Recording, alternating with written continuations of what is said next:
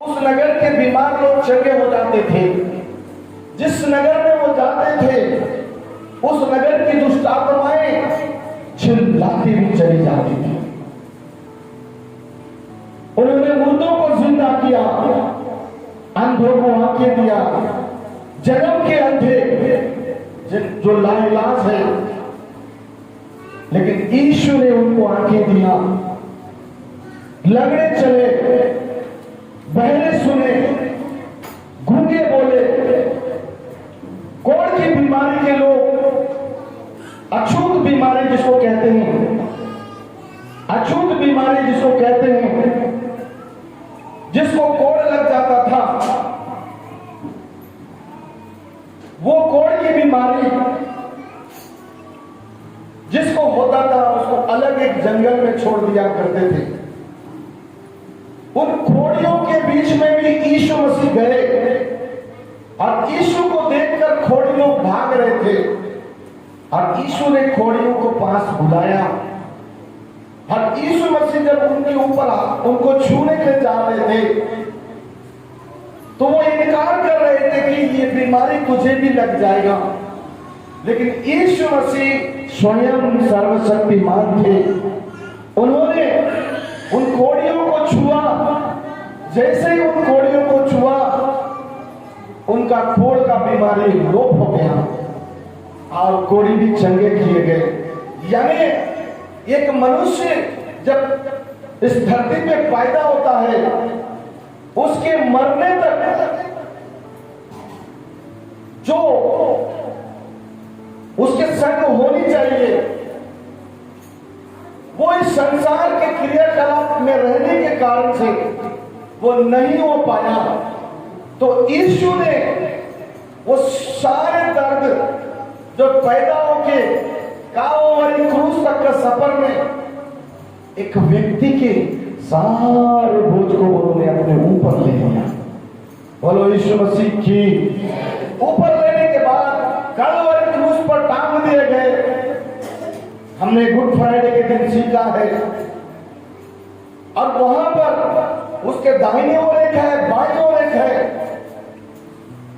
अंतिम समय में भी प्राण छोड़ने से पहले भी जो व्यक्ति पश्चाताप करके मन फिराया है उसको यीशु ने अपने राज्य में रखा है। बोलो यीशु मसीह की। Hallelujah, hallelujah, hallelujah. थोड़ा हाथ उठा के बोले हालेलुया। तत्पश्चात यीशु मसीह अंतिम समय में प्राण छोड़ने से पहले उन्होंने मृत्यु को भी हराया। किसको हराया? मृत्यु। संसार के लोग कहते हैं जब मृत्यु आती है तो लोग शहरों की ओर भागते हैं, लेकिन बाइबल बताती है प्राण लेना और प्राण देना यीशु मसीह के हाथ में है। अंजलि किसके हाथ में है? किधर हो? इधर हो। बोलो यीशु मसीह की। किसके हाथ में है प्राण देना और प्राण लेना? यीशु मसीह के हाथ में है। और उसी यीशु के छेदे हुए हाथ के नीचे में आप और बोलो ना, आप और मैं है, तो हमें कितना सुरक्षा मिलेगा। Praise the lord. यीशु मसीह मृत्यु को हरा करके अपने प्राण को परमेश्वर के हाथों में सौंप दिया और उसकी देह को एक गुफा में, एक कब्र में रख दिया गया और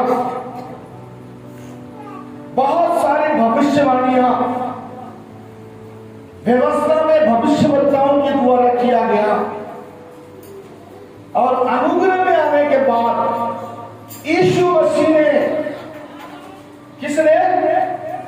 यीशु मसीह ने अपने चेलों के साथ रहते रहते भीड़ के बीच में भी उन्होंने अपनी मृत्यु की भविष्यवाणी की कि 3 दिन 3 रात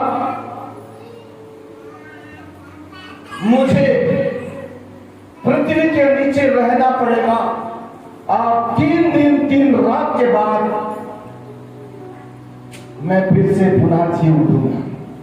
बोलो यीशु मसीह की। मैं फिर से पुनः जी उठूंगा। ये भविष्यवाणियां उनके 6 लोग और बहुत सारी सभाओं में, आराधनालयों में यीशु मसीह ने कहा, लेकिन किसी की समझ खुली नहीं थी। और जब यीशु मसीह आज पुनरुत्थान का दिन, आज संडे का दिन, आज रविवार का दिन, पूरी दुनिया, एक कोई देश के बारे में मैं बातचीत नहीं कर रहा हूं, पूरी दुनिया जो यीशु मसीह पैदा होने से पहले जो ईस्वी सदी लिखी गई थी, जिसमें शब्द का दिन शनिवार का दिन था, लेकिन यीशु मसीह संडे के दिन, रविवार के दिन,